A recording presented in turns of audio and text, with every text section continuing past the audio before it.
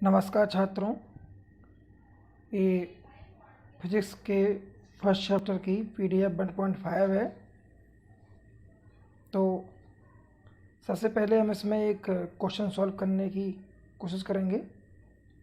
जो पहले हम बता चुके हैं, विद्युत क्षेत्र की तीव्रता E इक्वल Q/F/Q। तो यहाँ पर सवाल में आपने देखा कि आवेश का मान दिया है 1.2 10⁻⁻⁶ और बल F का मान दिया है 14.4 न्यूटन। तो विद्युत क्षेत्र की तीव्रता का मान पूछा गया है। तो E बराबर F/Q0 पर हम तीव्रता निकालने के लिए वैल्यू रखेंगे F की 14.4 और बटे में 1.2 10⁻⁻⁶।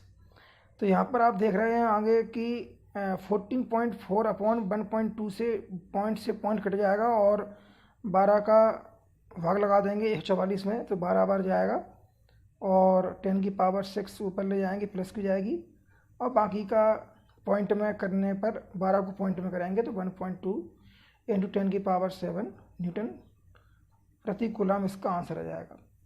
अब अक्सर बोर्ड में इस चैप्टर से 5 नंबर में 5 अंक में जो क्वेश्चन पूछा जाता है वो सामने आपके है। वैद्युत द्विध्रुव आघूर्ण की परिभाषा देना है और अक्षीय स्थिति में वैद्युत द्विध्रुव के कारण वैद्युत क्षेत्र की तीव्रता के लिए व्यंजक प्राप्त करना है। तो व्यंजक तो हम अगले वीडियो में निकालेंगे। अभी यहाँ पर वैद्युत द्विध्रुव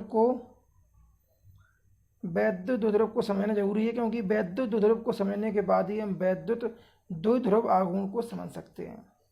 और आप देख रहे होंगे कि ये क्वेश्चन अक्सर आता रहता है और 2020 में भी आया था MP बोर्ड एग्जाम में। तो विद्युत द्विध्रुव यानी कि इलेक्ट्रिक डिपोल। तो यहाँ पर आप चित्र देख रहे होंगे। चित्र में हमने बिंदु A और B पर दो आवेश लिए हैं, -Q और +Q, और इन दोनों आवेशों से जो निकाय बनेगा वह कहलाएगा विद्युत द्विध्रुव। और निकाय में एक शर्त बताई गई है परिभाषा में कि दोनों आवेश अल्प दूरी पर होना चाहिए। यहाँ अल्प दूरी 2a लिया गया है।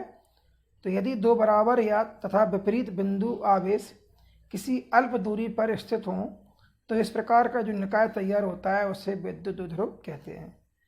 इसी चित्र के माध्यम से हम अगली परिभाषा क्लियर करेंगे। द्विध्रुव आघूर्ण डिपोल मोमेंट। तो यहाँ पर क्या होता है कि आपने अभी विद्युत द्विध्रुव के निकाय की बात की है।